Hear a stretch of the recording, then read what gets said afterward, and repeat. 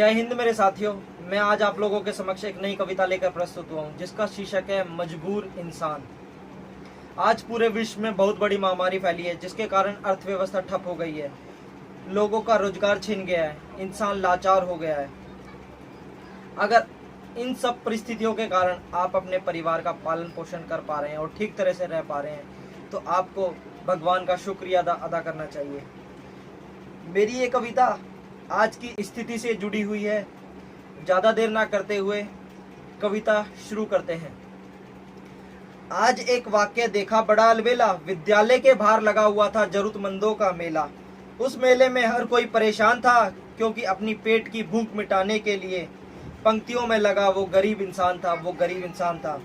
रात में 3:30 बजे का समय था। वो हर एक मजबूर इंसान फुटपाथ पर पंक्ति लगाकर वहीं लेटे हुए पड़ा था।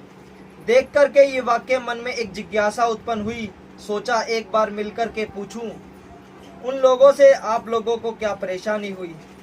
जब नजदीक जाकर के उनको देखा, बच्चा, बूढ़ा, जवान और औरत फुटपाथ पर अपनी अपनी पंक्तियों में अड़ी हुई वहीं सोए पड़ी थी।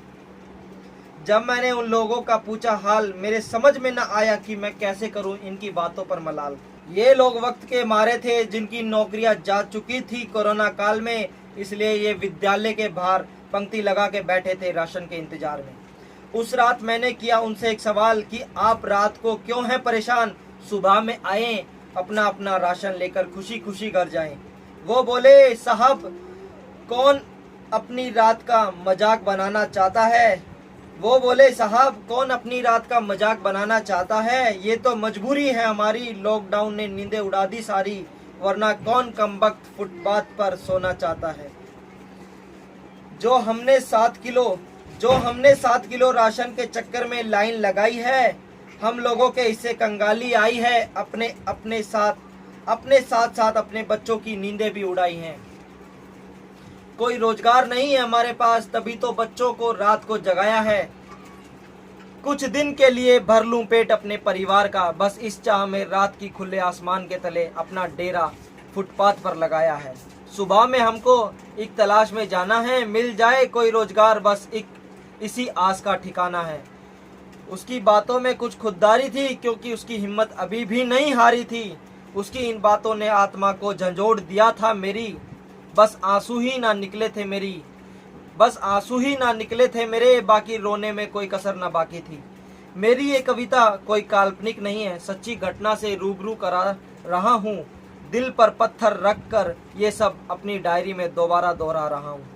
किशोर दुजानिया अंत में आप लोगों से विदा चाहता है, जाते जाते एक बात दोहराता हूँ। उन मजबूर लोगों के लिए एक सिफारिश करना चाहता हूँ। इस महामारी के दौर में आप लोगों से गुजारिश है मेरी, मैं ये नहीं कहता कि आप सबका साथ दो, मेरे लिए तो इतना